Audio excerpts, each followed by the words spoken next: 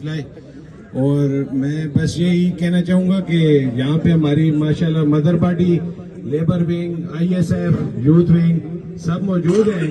تو صرف اپنی حاضری نہ لگوائیں. تو انشاءاللہ کل پرسوں جو ہمارا جلسہ آ رہا ہے تو یا جو بھی احتجاج ہوگا یا جلسہ ہوگا تو سب لوگ گھروں سے نکلیں اور آج ہی ساتھ پہ کفن باندھ کر نکل پڑیں اور جائیں محلوں میں، گلیوں میں، ڈور ٹو ڈور، جس طرح ہم نے 8 فروری کو کمپین کی تھی اور ایک خاموش انقلاب لے کر آئے تھے.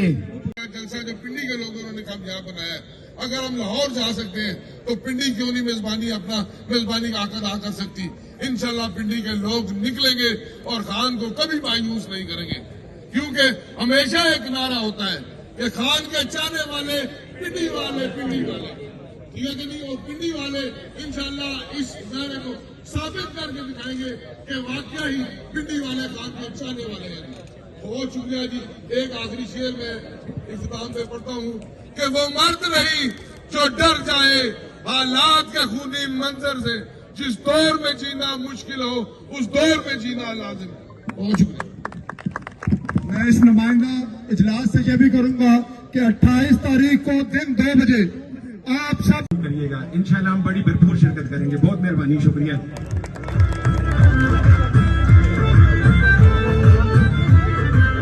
اب دعوت خطاب دوں گا سابق پریزیڈنٹ پاکستان تحریک انصاف میٹروپولیٹن جناب میاں عمران حیات صاحب کو کہ وہ اپنے خیالات کے اظہار فرمائیں. چاہے جلسہ ہو، ریلی ہو، احتجاج ہو، پنڈی میں وہ ہر صورت میں ہوگا، کیونکہ قیدی نمبر 804 نے اعلان کر دیا ہے تو اب لوگوں نے نکلنا ہی نکلنا ہے. پیچھے ہٹنے والی بات تو رہ ہی نہیں گئی. تو اس لیے سب پارٹیز جتنی بھی ہیں، جتنے بھی عہدے داران ہیں، وہ گھروں سے نکلیں اور کمپین کریں. باقاعدہ طور پہ مائکس لگائیں، لوٹس کے پیچھے مائک لگائیں، لوگوں کے گھروں پہ جائیں اور لوگوں کو زیادہ سے زیادہ لے کے آئیں. تو انشاءاللہ ہماری بھی ذمہ داری ہے، ہم تک سے بھرپور قابلہ لے کے آئیں گے. سارے اپنے یہاں پہ جو حضرات بیٹھے ہوئے ہیں لیڈرز، ان سے بھی میں درخواست کروں گا. تو ورکر جو ہے ہماری جماعت کا، جس کو پہلے نظر انداز کیا گیا، میں ضلع کا صدر رہا ہوں، 2 سال رہا ہوں، اور میری یہی اختلاف رہتا تھا عامر کیانی صاحب سے، صداقت عباسی صاحب سے. عارف صاحب گواہ ہیں یہاں پر، ان سے بھی کئی دفعہ شکایت کی تھی، لیکن یہ اختلاف تھا کہ ورکر کو عزت نہیں ملتی تھی.